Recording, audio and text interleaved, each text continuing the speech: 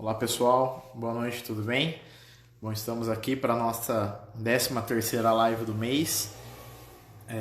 Vou só pedir para vocês aguardarem alguns minutinhos para que o pessoal consiga se conectar. O professor Rogério Abbe também, que é o nosso convidado de hoje, consiga se conectar e nós já iniciamos o nosso bate-papo de hoje, tá bom?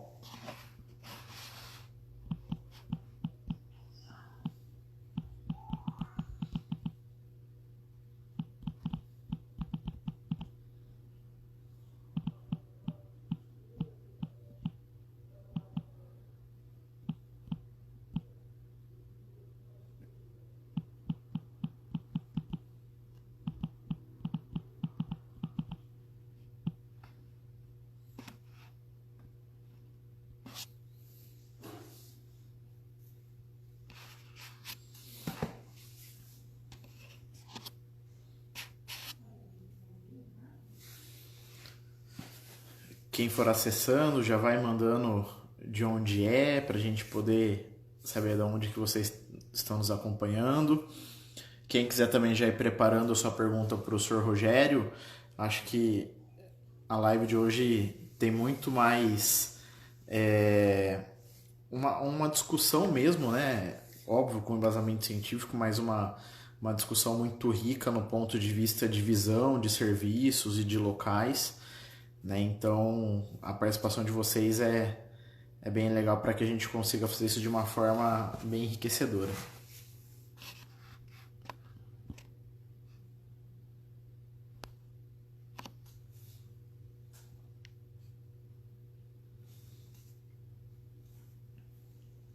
Ó, o pessoal de Palmital, interior aqui de São Paulo, de Aguaí também aqui no interior de São Paulo.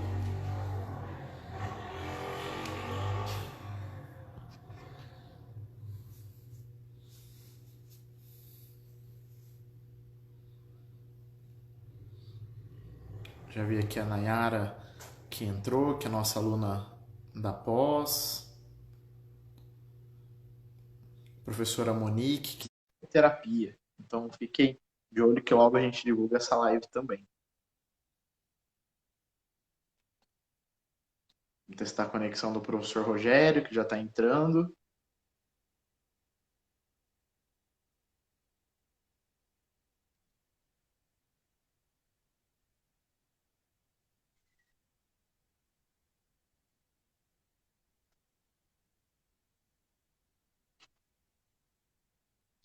Não está aparecendo imagem de som, Paulo? Não, você está numa penumbra. Tudo bem que o tema é cuidados paliativos, né? Mas você não vai querer fazer a live na penumbra, né? De jeito nenhum. Era um pouquinho só.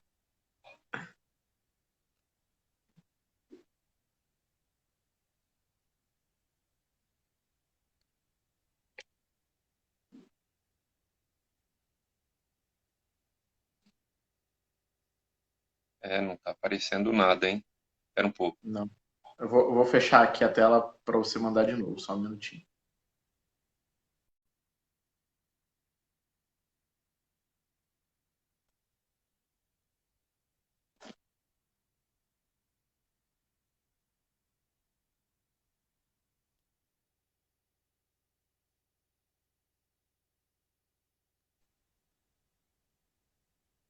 Aê, agora te vejo. Tudo bem? Tudo bem, agora sim. Ao vivo, a cores, tudo bem que eu não estou acostumado a te ver sem barba desse jeito, né? Estou falando É, praticamente com um desconhecido. perfeito, perfeito.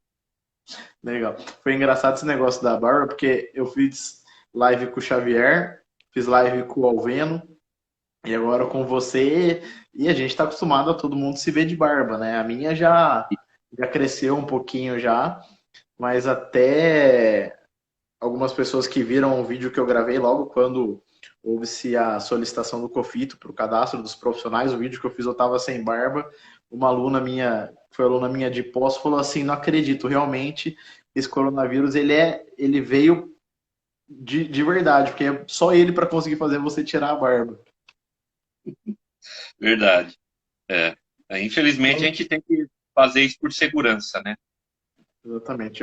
Na verdade, eu tenho conversado muito com vários alunos e eu falo que, óbvio que isso é um cenário que nós não gostaríamos, né? E várias coisas têm acontecido que não é nem um pouco o que a gente gostaria, mas tem trazido algumas lições para a gente, né? Alguma delas é que às vezes a gente ficar pegado a algumas coisas e é necessário às vezes um vírus vir para poder fazer a gente se desapegar de algumas coisas. Eu Verdade. falei que ele conseguiu fazer o que minha filha, minha esposa e minha mãe não conseguiram, entendeu? Que era fazer eu tirar a barba, né? Então, a gente percebeu que o bichinho tem força. Gente, sejam muito bem-vindos, né?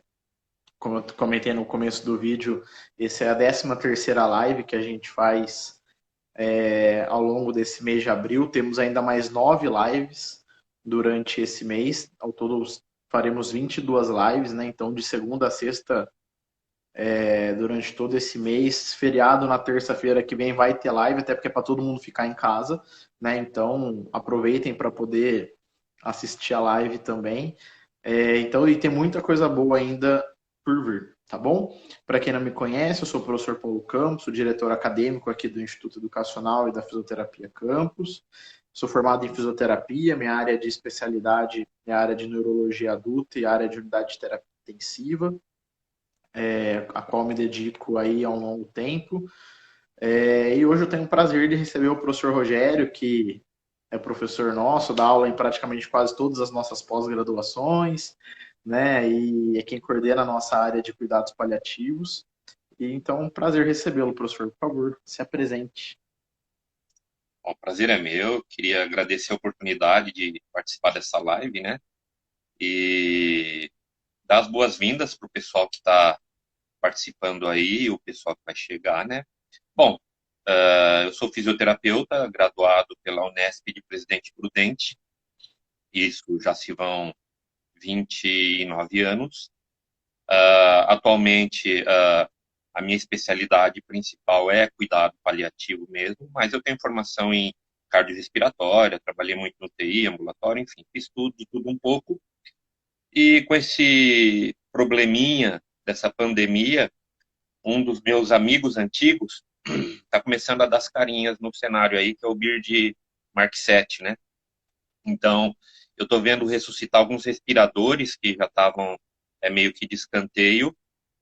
E, enfim, além de fisioterapeuta, paliativista, eu sou consultor numa empresa também de cuidados continuados e cuidados paliativos. Enfim, além de dar aulas, palestras e afins, né? E, assim, simplesmente sou muito grato pela oportunidade de fazer parte dessa, não digo empresa, mas dessa família que é a Fisioterapia Campus, né? E estamos aí para mais essa live aí, tirar dúvidas. Só vou me reservar o direito de não responder nada a respeito do Hospital das Clínicas, né? Mesmo porque o nosso tema aqui é sobre os dilemas e os problemas do cuidado paliativo na pandemia, né? Mas fiquem à vontade para perguntar o que quiserem. Isso aí, gente. O professor Rogério, ele também atua, né, dentro do Hospital das Clínicas, né, lá da USP. E como ele mesmo comentou, o intuito nosso com essas lives é disseminar conhecimento, é disseminar principalmente informação baseada em evidência, né, trazer a nossa experiência e principalmente a nossa expertise com o nosso aprofundamento desses assuntos, com os nossos estudos. Então, essa é a ideia das lives, né? Não é a gente falar de um local ou de outro, tá bom? Como o professor mesmo falou, mandem suas dúvidas, mandem as suas perguntas. O grande legal da live é exatamente essa troca, né? Então, quem já vi que tem um pessoal aqui acessando, vários alunos nossos de pós-graduação. Então, mandem suas perguntas, mandem as suas dúvidas, que eu falo que cuidados paliativos sempre é um tema que gera muita dúvida, né? Logo primeiras vezes quando eu fui conversar com o professor Rogério, eu sempre falei isso, falei assim, isso seria talvez uma matéria que deveria ter lá na graduação, né? Que eu acho que todo mundo deveria entender um pouquinho desse processo, porque bem ou mal, mesmo quem não for trabalhar especificamente com cuidados paliativos, é inevitável dentro da nossa área você se deparar com um processo paliativo, né? Seja no hospital, mas seja também numa clínica. Né? Então, só para a gente começar essa conversa, professor, eu queria que você contextualizasse um pouquinho o cuidado paliativo, né? O que é o cuidado paliativo, em quais frentes a gente pode se deparar com ele. Perfeito. E o assunto está muito em evidência agora com a troca de ministro da Saúde, né? Entrou um oncologista e aí até teve um problema aí de vídeo editado, enfim, coisas de internet.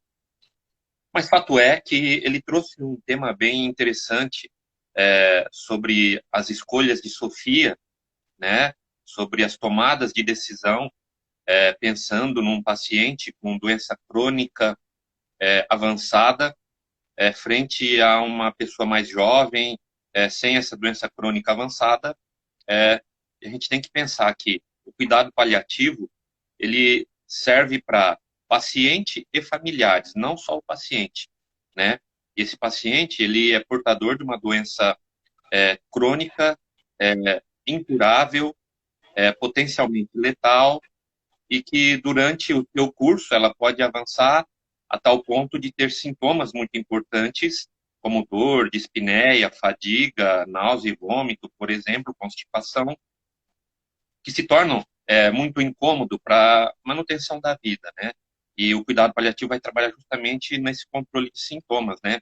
Pensando sempre em algumas dimensões do cuidado, além da física, a psicológica, a social e também a espiritual, né?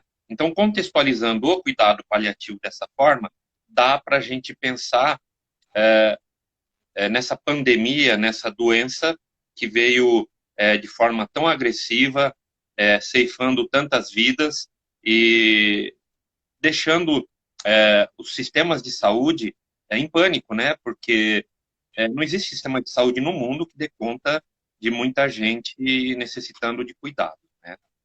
Eu acho que mais ou menos isso é o cuidado paliativo. Já, E, pode pode falar. continuar. Não pode falar aí, professor. Na verdade, e eu acho que eu vi muitas pessoas falando assim, mas eu não sei por que vocês da área da saúde estão tão preocupados, que vocês estão falando, que não tem leito de UTI, sendo que nunca teve leito de UTI. O que a gente precisa entender, gente, é diferenciar um pouco essas características. A gente sabe que o sistema de saúde sempre esteve sobrecarregado, isso é fato. Né? Eu completo agora esse ano 10 anos que atuo diretamente dentro de unidade de terapia intensiva e a gente sabe que realmente a unidade de terapia intensiva não é uma unidade onde você fala assim, nossa, tá vazio, vamos fazer assim, vamos fechar por uma semana porque não tem paciente.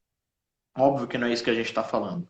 Porém, você tem uma rotatividade dentro desses leitos. Então, você tem, por exemplo, uma UTI de 10 leitos com uma ocupação que normalmente tem, em média, 80, 90% de ocupação, mas que você tem um giro dessa UTI normalmente dentro de 48, 72 horas, que é o tempo médio de internação desses pacientes. Ou seja, você tem uma projeção de giro dessa UTI. Qual é a dificuldade que a gente está tendo agora com esses pacientes de Covid?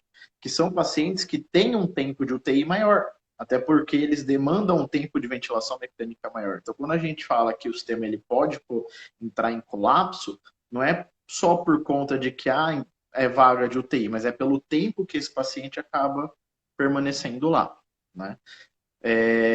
E puxando agora já para isso que a gente entrou, e até o professor Rogério comentou, uma das coisas que talvez seja o maior dilema, né, nosso frente a essa pandemia, e aí, como que ficam os outros pacientes?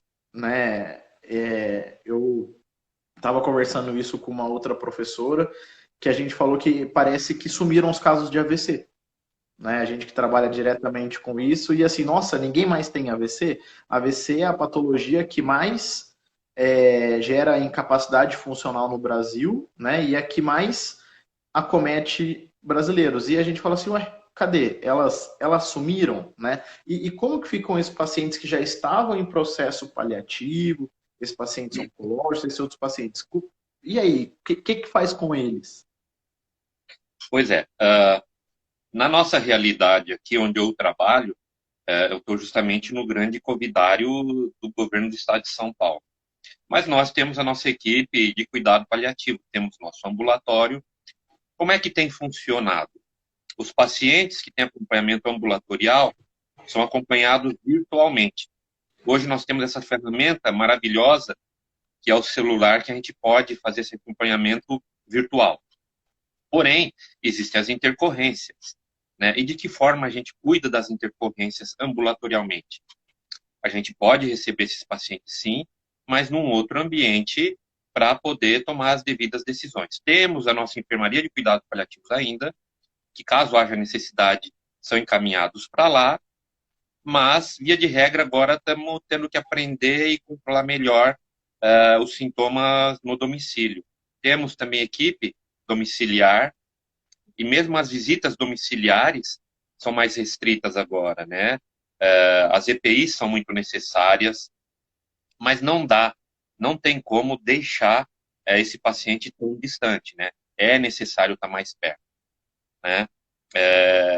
E quando a gente fala de dilemas e problemas, a gente sempre vai pensar no seguinte: quando a gente pensa em dilema, a gente tem o tal do ser ou não ser, eis a questão, né? Se é certo ou errado, esse é o dilema.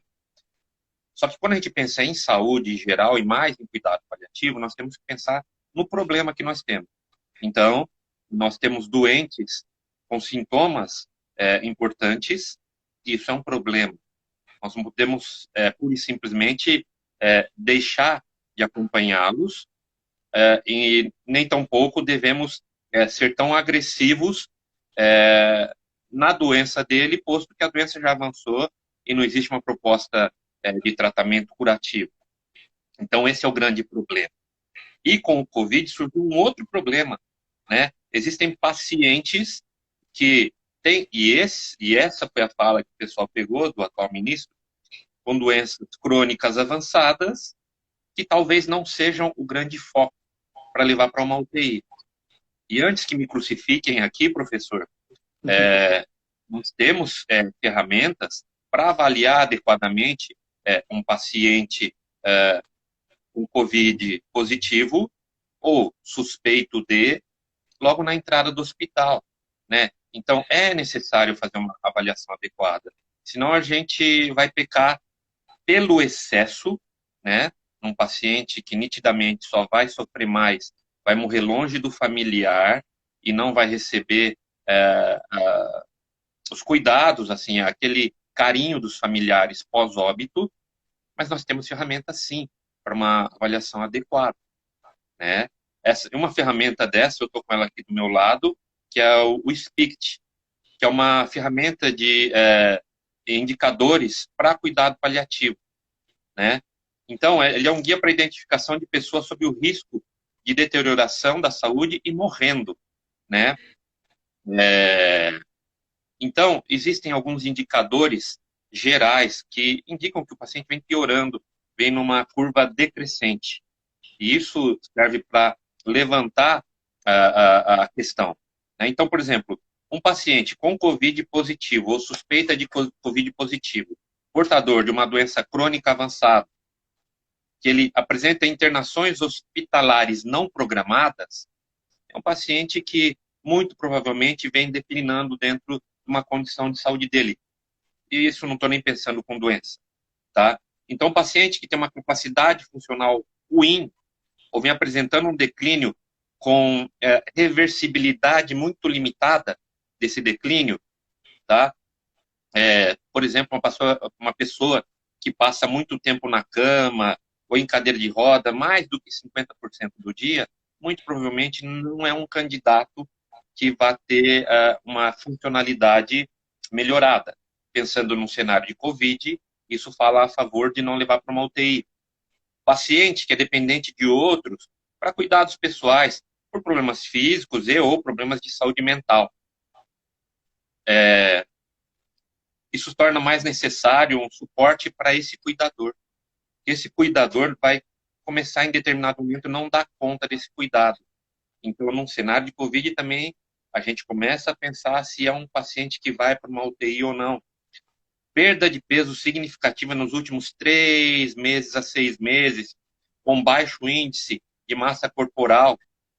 Minha mãe, por exemplo, é uma pessoa que tem uma sequela de um AVC já há 5 anos e vem numa condição ruim, né?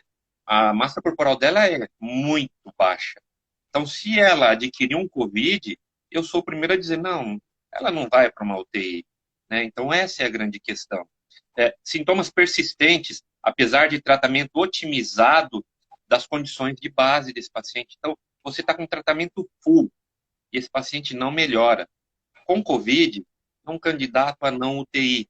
A pessoa ou a família solicita cuidados paliativos, interrupção ou limitação do tratamento com um foco na qualidade de vida. Então, o próprio familiar, a própria pessoa também já propõe. Porém, num cenário de Covid, o paciente chegou, a pessoa ou o familiar fala, não, eu quero cuidado paliativo, a gente vai ter que tentar entender todo o contexto antes de pensar em não levar para uma UTI. Não é tão para um lado, nem tão para o outro, né?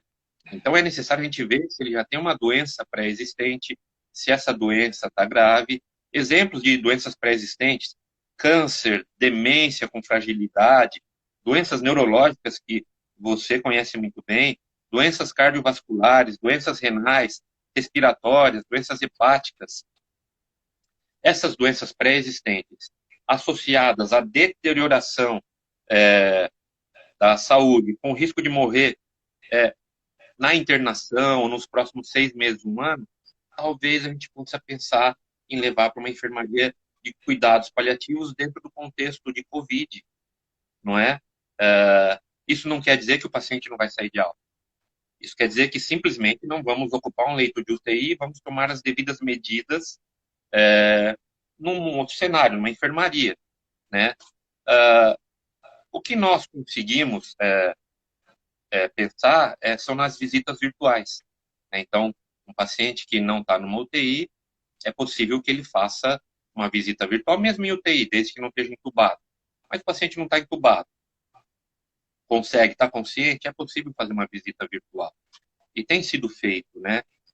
Quando nós pensamos num cenário de uma pandemia, uma doença grave, que está levando a óbito tanta gente aí, nós temos que pensar nas melhores saídas, né? E é isso que a gente trata, dos problemas e não dos dilemas. É certo deixar o paciente isolado, longe da família, sabendo que vai morrer? Certo, não é. Mas qual é a melhor saída? É fazer dessa forma, né? Então, quando nós pensamos só nos problemas, nós corremos maior risco de cometer erro. Então, quando vem toda essa discussão, né, de população em cima de ministros, de presidente, governador, prefeito, pensar só no certo e errado, né? É difícil você fazer gestão também, né? Você como um gestor também sabe disso, né? E principalmente, quando a gente foi definir o tema da live, e esse tema foi até uma sugestão do professor Rogério Abbe, eu achei fantástico, porque na aula que eu dou de gestão eu falo exatamente sobre dilemas e problemas. Eu falo que o dilema é algo que o gestor tem que trabalhar para poder evitar os problemas, né? Então, ele tem que constantemente lidar com dilemas, né? Óbvio que não tem como a gente prever um cenário perfeito, né? Não tem como a gente fazer uma projeção de, ok, vamos fazer isso porque obrigatoriamente vai acontecer isso. Não. Você tenta fazer uma projeção dentro do que os estudos mostram, dentro do que um processo normal ou um processo mais, digamos assim, mais de referência de outros exemplos vão acontecer. Mas isso não significa que vai acontecer.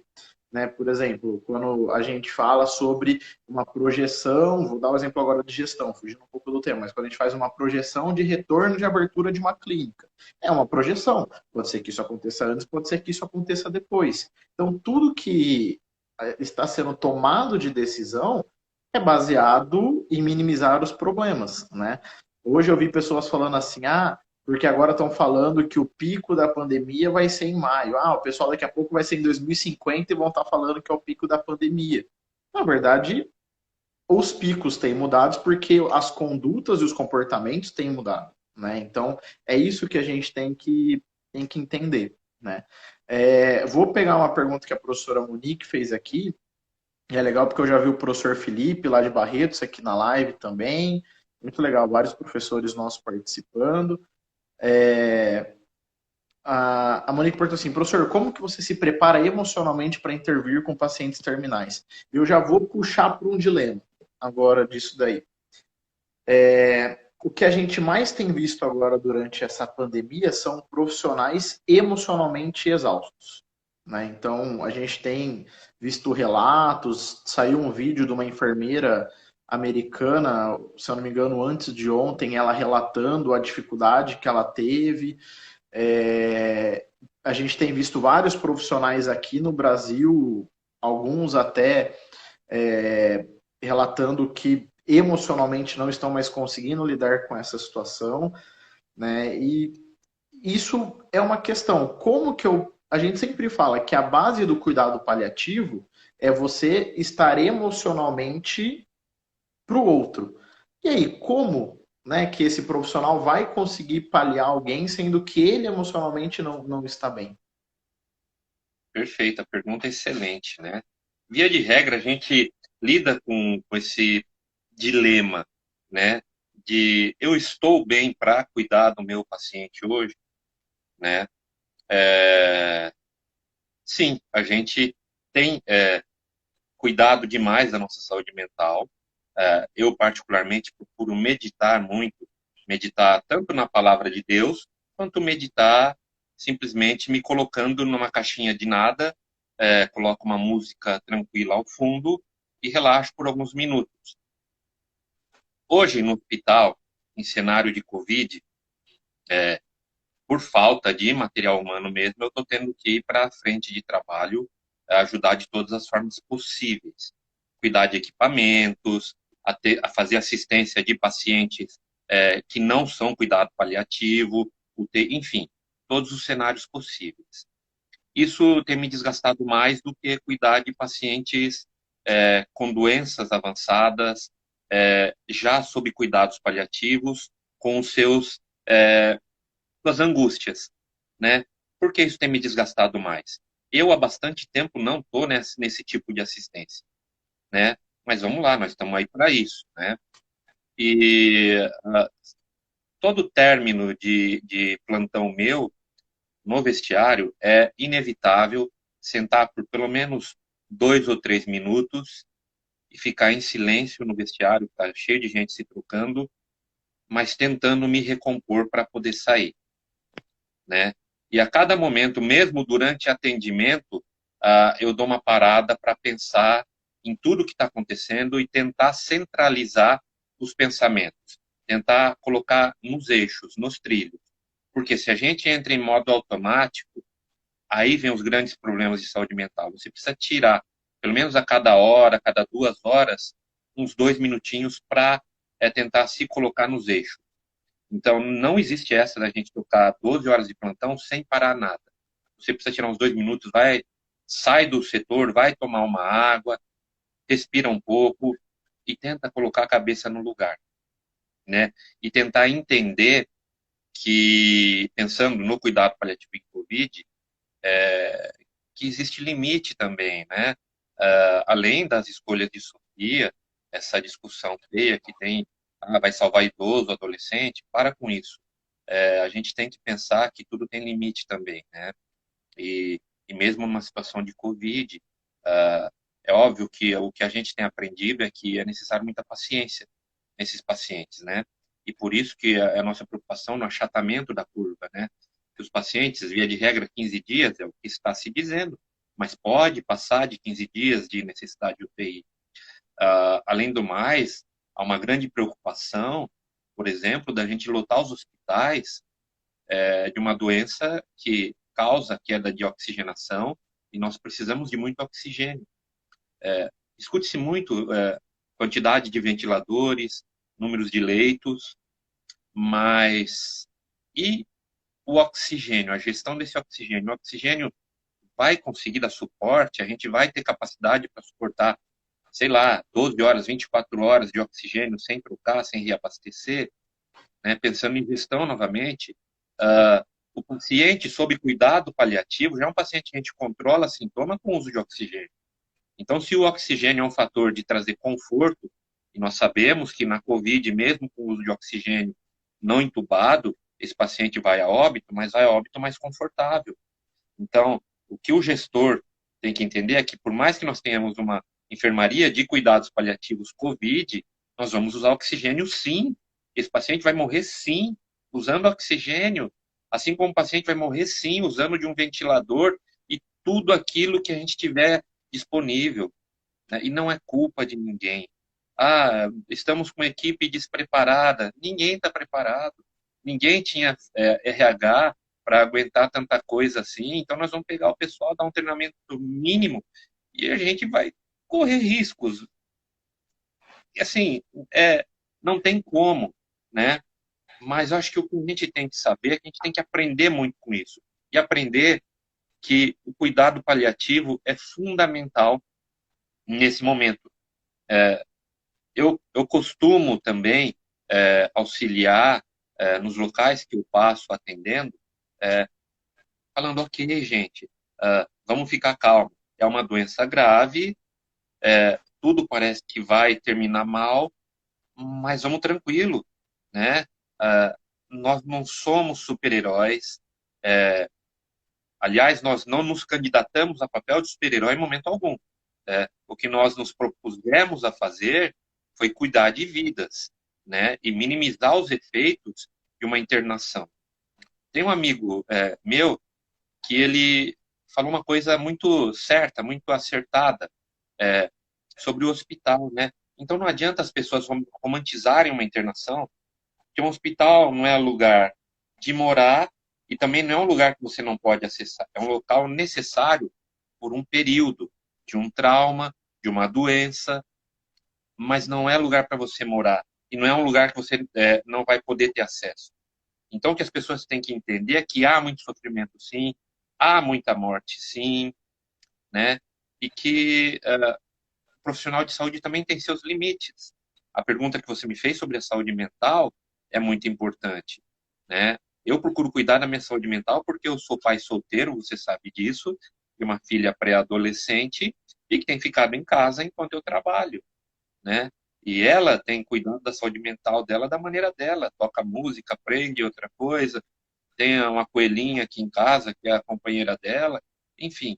E essa é outra preocupação que eu tenho também, mas nós vamos fazer o quê, né? E nós estamos paliando os nossos cuidados. Não estamos dando um tratamento adequado que vai curar, pura e simplesmente resolver todos os problemas. É aquilo que você disse, nós temos os nossos dilemas para minimizar esses problemas, né? E no cuidado com o doente não é diferente. Nós precisamos pensar que tem doentes, sim, que chega, eu não quero mais.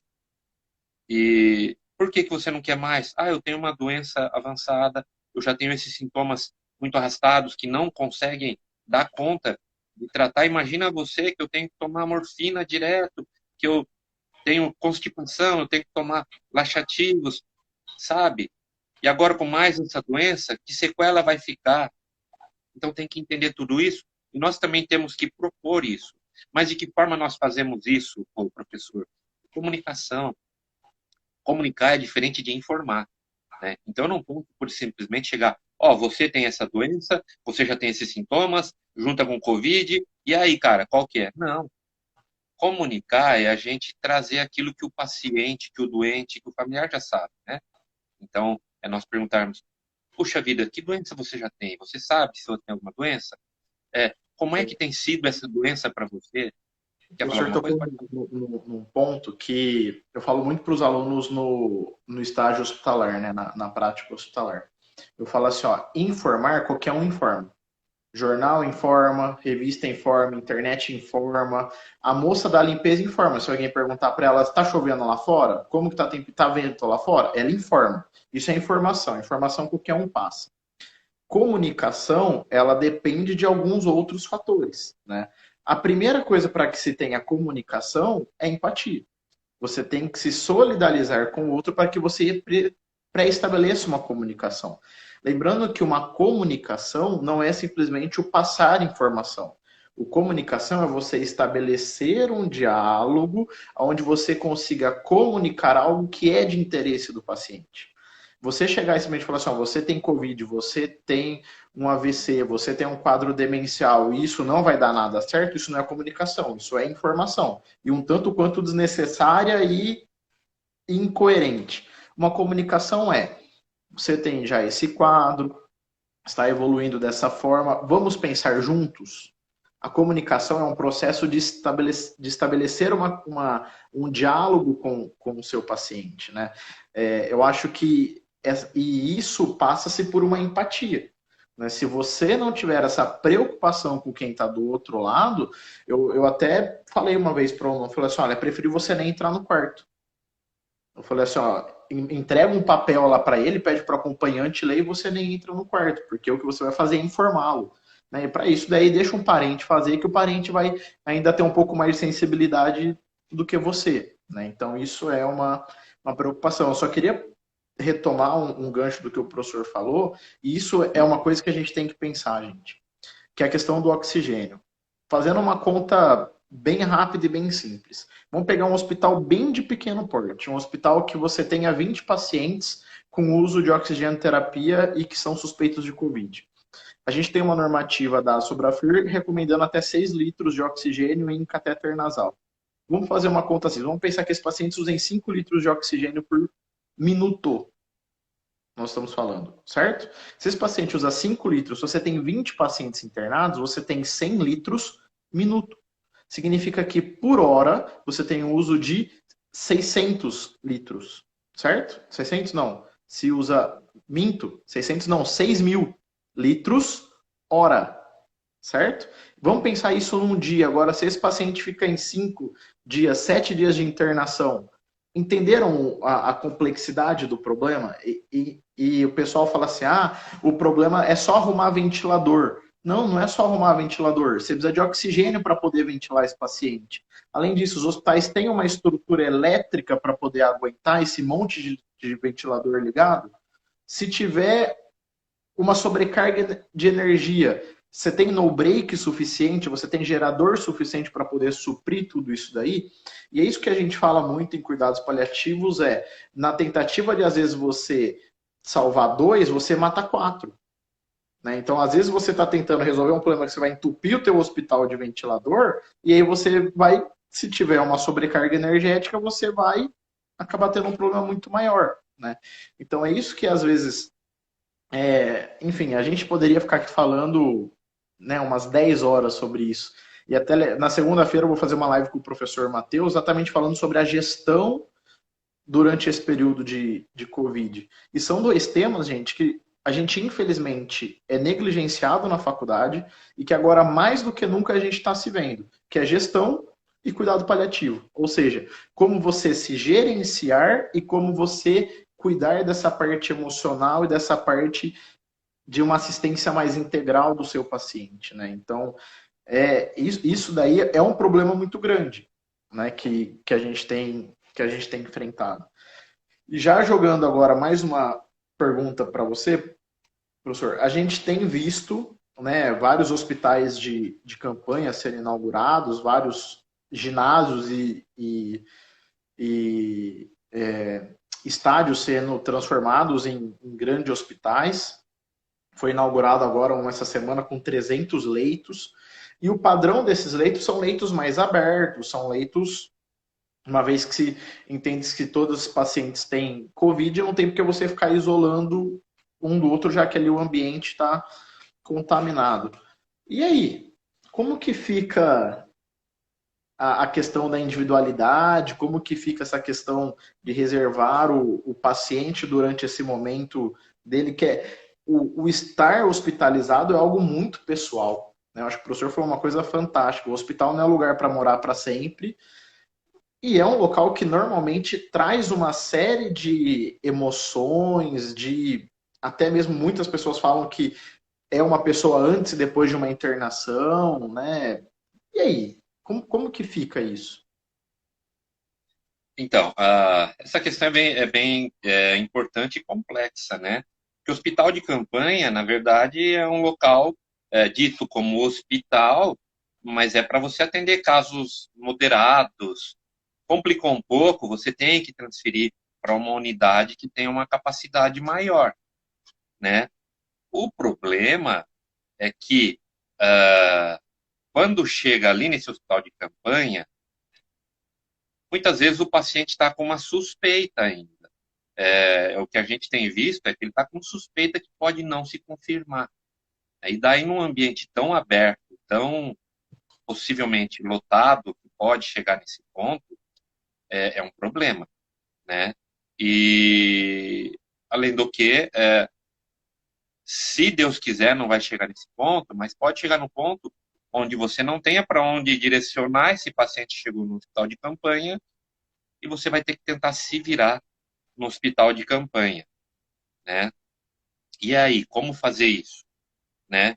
E aí vem as escolhas, Sofia, vai ser inevitável chegar nesse ponto, né? Assim como é uma discussão ferrenha você pensar em extubação paliativa. Chegando numa situação de Covid, isso se torna mais premente, mais presente e é necessário tomar decisões, né? Então, veja bem, você pegou um paciente Covid, está na correria, entubou, levou, e depois você acaba descobrindo que é um portador de diversas comorbidades, que já vinha num grande sofrimento, já pedindo para a família interromper com aquilo, e aí? Fazemos extubação paliativa ou não? Complicado, sabe por quê? A gente esbarra num outro problema. Nós estamos trabalhando com pessoas que não fazem parte do nosso staff. Então, quando Já é eu vou propor difícil, já é difícil a gente fazer isso com uma equipe alinhada, que mesmo assim ainda às vezes leva alguns dias para a equipe chegar num consenso. Né? Imagina numa equipe que é totalmente nova, que acabou de ser formada. é isso. E conforme você mesmo trouxe, lá na nossa formação, a gente não tem formação de cuidado paliativo nem de gestão.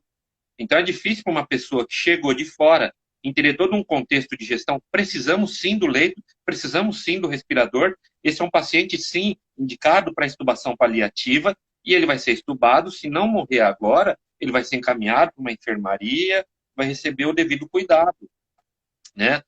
Mas é complicado. Então nós estamos falando num cenário literalmente de guerra, né? Onde nós temos que tomar decisões importantes a toque de caixa, né? Então, se Deus quiser, não vai chegar nesse momento, nesse ponto, da gente ter que tomar esse tipo de decisão mais rápido ainda, né? Mas não está longe disso acontecer. E é complicado isso que você disse, realmente, no hospital de campanha, de que forma a gente vai tratar esses pacientes, de que forma a gente está pensando no cuidado dos profissionais que estão indo para a linha de frente sem preparo, porque o que nós vamos receber, e nós estamos utilizando, e talvez, eu não sei qual seja o cenário em Campinas, de especializando-se com pouca bagagem prática, tendo que ir para uma linha de frente e tomar decisões importantes. Eu acho que vai ser um momento de crescimento para todos. Todos aqueles que se propuserem a ir para a linha de frente vão aprender demais e, se Deus quiser, nunca mais vai ter essa oportunidade. Então, uma oportunidade única de aprendizado. Infelizmente, com o sofrimento de outros. E, de repente, do nosso próprio sofrimento, vamos saber se nós também não vamos adquirir, se algum de nós não vai tombar nessa batalha. Mas é sofrimento para todo quanto é lado. E aí entra todo o cuidado paliativo, a gente tem que pensar em todas as dimensões, não só do paciente, mas do familiar e do profissional, né? Nós estamos aí com problemas sociais graves. A economia vai para as cucuias. Nós estamos com problemas psicológicos muito graves. E a questão espiritual. E aí vem aquela discussão. Ah, se Deus fosse bom, ele não mandava uma praga dessa, né? Ah, Deus esqueceu da gente. Ah, questão existencial, poxa vida, mas por que é que eu me esforcei tanto para existir, né?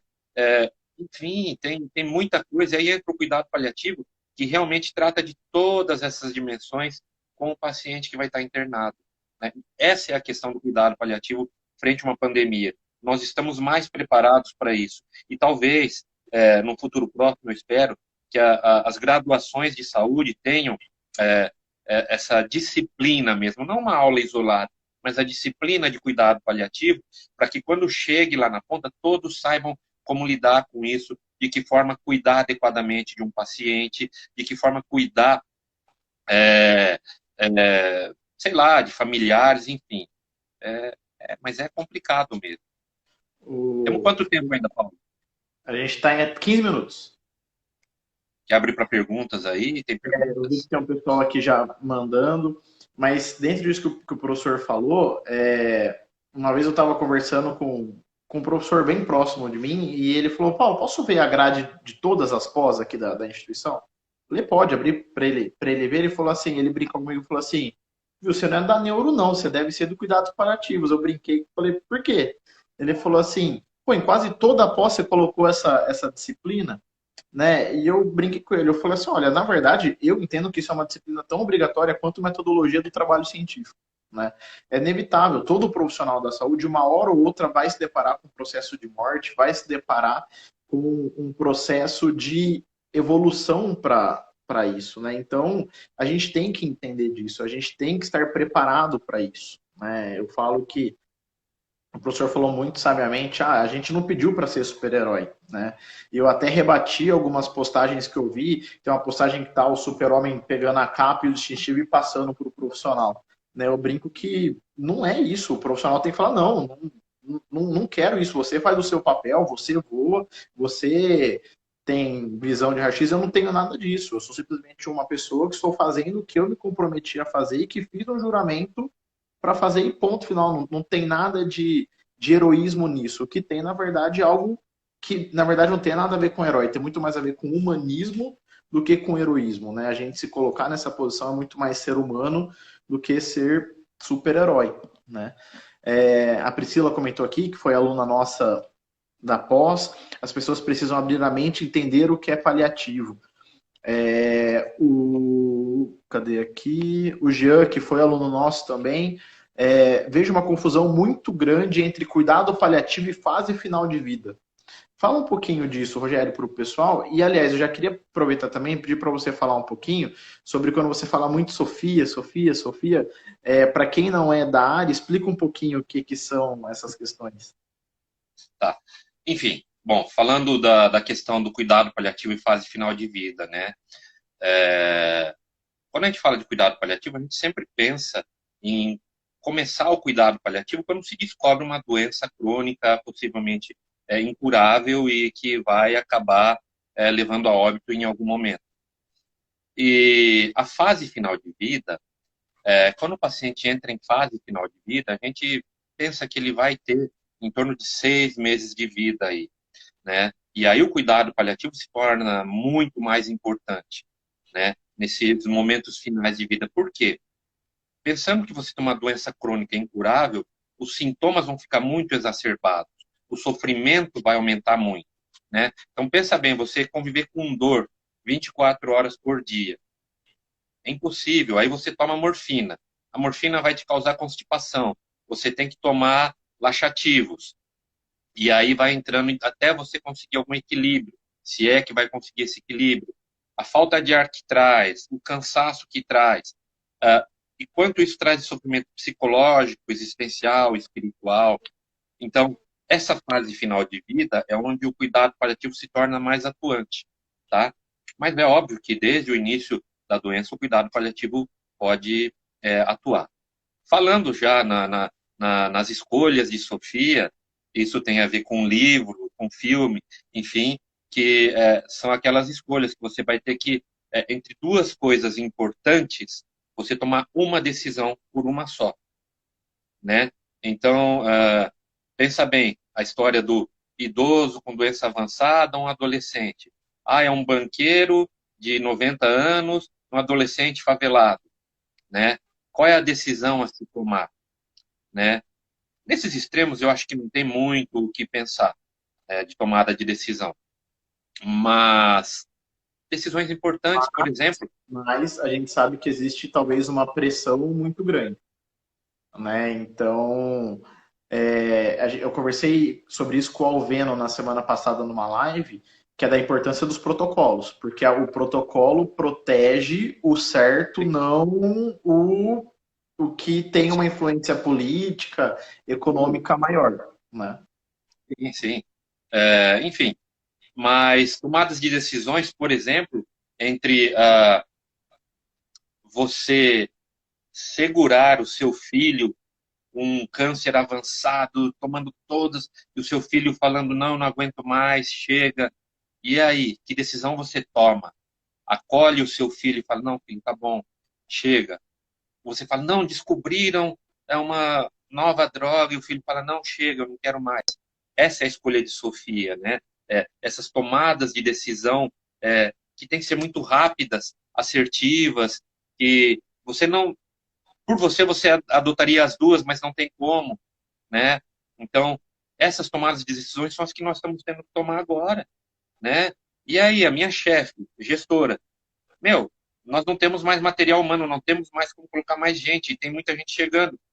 Grupo de risco, eu sou grupo de risco, Rogério. Você tem que ir para linha de frente, infelizmente. Não tem como, se eu pudesse, eu te pouparia, mas não tem como, né? Essas tomadas de decisões são complexas para todos, então todos nós estamos extenuados. Super complicado isso, né? Exatamente. E a gente está entrando na fase final da live. Quem quiser mandar a sua pergunta, quem quiser mandar a sua dúvida, já vi aqui vários alunos, ex-alunos nossos, Aline Paes, né, que hoje é gestora de um serviço. Já vi aqui também vários alunos da pós-hospitalar, que inclusive já foram alunos do Rogério. Já aproveitando também, lembrando que todas as nossas lives estão ficando disponíveis na íntegra no YouTube, tá? Então, quem não acompanhou algumas das lives que a gente fez, a gente teve live com o professor Xavier, professor Ângelo Roncalli, com a professora Monique, professor Maurício Gomes, enfim, muita gente boa já passou por aqui. Então, vocês conseguem conferir todas as lives lá no nosso canal do YouTube, só entrar lá, Fisioterapia Campus, se inscreva, e vocês têm acesso a todas as nossas lives, tá bom? Professor, para a gente poder fechar isso daí, o que esperar dentro dessa pandemia? Né? É óbvio que toda a projeção aqui é muito mais baseada em fé e qualquer outra coisa, mas que lição que a gente pode tirar dentro disso, pensando em cuidados paliativos, e o que esperar para os cuidados paliativos depois de tudo isso que a gente está passando? Perfeito. Eu acho que a grande lição que a gente vai tirar disso tudo é no sentido de pensar que aquilo pode acontecer conosco, né? Então, a empatia vai ficar muito à flor da pele, né? Então, eu estou atendendo, mas eu posso estar deitado ali daqui a pouco. Então, que cuidado eu vou dispensar para esse paciente? Ah, a questão de sofrimento dele em relação à existência dele, à espiritualidade dele, as questões familiares, sociais, psicológicas, vão se tornar muito mais importantes para todos nós, né? Então, eu acredito que esse vai ser o grande aprendizado para todos os profissionais da área da saúde e só vai fazer crescer a questão do cuidado paliativo. Não cuidado paliativo pensando, não, esse cara vai morrer. Não, vamos pensar de cuidar paliativamente, posto que paliar é cuidar também, então é cuidar em dobro. Qual é a maneira que eu gostaria de ser cuidado? Eu acho que essa vai ser a grande lição. A empatia, porque todos nós vamos passar a pensar, eu posso estar aí, né? Posso estar com falta de ar, posso estar deitado, posso estar entubado, precisando de uma pronação. Putz, mas vou pronar esse cara? Vai, cara, porque pode ser você que esteja necessitando dessa pronação. E isso é que vai fazer a diferença entre a sua vida e a sua morte. Poxa, mas vou ter que mobilizar, vou ter que pôr em. Vai, cara, porque pode ser você que vai estar necessitando, sabe? Então, todos aqueles cuidados que eram meio que negligenciados, acredito que, eu espero, né? Que as pessoas se tornem mais empáticas. Eu acho que essa vai ser a grande lição. Eu acho que é mais do que pensar em ele vai morrer, ele vai sobreviver, mas em que condições ele vai sobreviver? Né? Eu acho que essa tem que ser a nossa vertente dentro dessa pandemia, né? Ou em que condições nós estamos deixando esse paciente vivo, pensando em funcionalidade, pensando em como a gente está devolvendo ele. Eu falo isso muito para os nossos alunos. E aí, como que você vai devolver essa pessoa para a família dele, né? Eu tive uma situação que me marcou muito ainda, logo nos meus primeiros anos de unidade de terapia intensiva. Eu estava atendendo um paciente na enfermaria, esse paciente piorou, afundou, chamei a equipe médica, a gente percebeu que ele precisava ir para a UTI, chamamos a UTI, a família estava junto ali no quarto. Eu lembro que quando a gente estava levando ele para a UTI, a filha me grudou literalmente pelo jaleco e falou assim, ó, cuida do meu pai e eu espero que você devolva o meu pai bem, né? Então, de novo, e isso me marcou muito, eu tenho passado muito para os nossos alunos. Como a gente devolve esse paciente? Como essa família, ela nos entregou esse paciente, né? Então, a gente tem que se preocupar com isso, em que condições a gente tá devolvendo ele, né? Exatamente isso. E aí só se torna público e notório o quão importante nós, fisioterapeutas, somos no contexto hospitalar, principalmente num contexto de terapia intensiva, né? Está muito claro que ninguém sabe fazer ventilação mecânica como nós, fisioterapeutas. Está muito claro que ninguém entende tanto de funcionalidade quanto nós, fisioterapeutas. E está mais do que claro que um paciente que passa por uma internação prolongada de UTI vai necessitar muito do fisioterapeuta fazendo a prevenção, a manutenção e o cuidado pós-UTI. Né? Então, eu acho que, para nós, fisioterapeutas, vai trazer um ganho, um crescimento muito grande para a profissão também. Exatamente. E que a gente tenha muita humildade depois disso, né? E que a gente não deixe isso fazer a gente perder a nossa essência de que assim, agora nós somos indispensáveis, a gente não precisa, igual eu vejo muito falando, porque não estão falando de nós, né? Eu falo que para nós o nosso maior reconhecimento é ver o paciente saindo de alta, ver o paciente saindo funcional. Eu acho que isso tem que ser o nosso foco, né? Deixa para quem está nos cargos públicos e políticos brigarem por essa questão de reconhecimento, deixa para os gestores pedirem o reconhecimento financeiro disso, mas eu falo, a nossa consciência, a nossa paz, eu acho que é a nossa maior recompensa dentro de todo esse processo, né?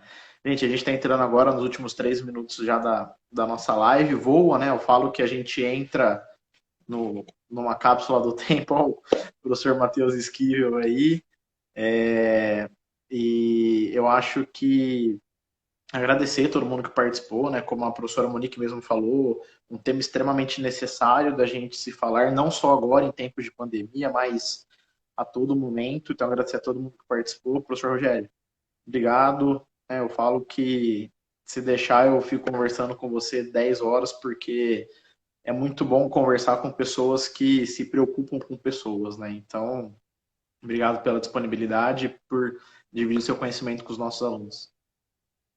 Eu que agradeço a oportunidade, agradeço todo mundo que em algum momento participou dessa live aí. E tamo junto. Precisar de alguma coisa, é só chamar. Isso aí, gente. Obrigado. Não deixem de acompanhar o nosso canal. Marquem aí seus amigos que tem ainda mais muita live boa para vir ao longo desse mês, tá bom? Um abraço, boa noite para todos.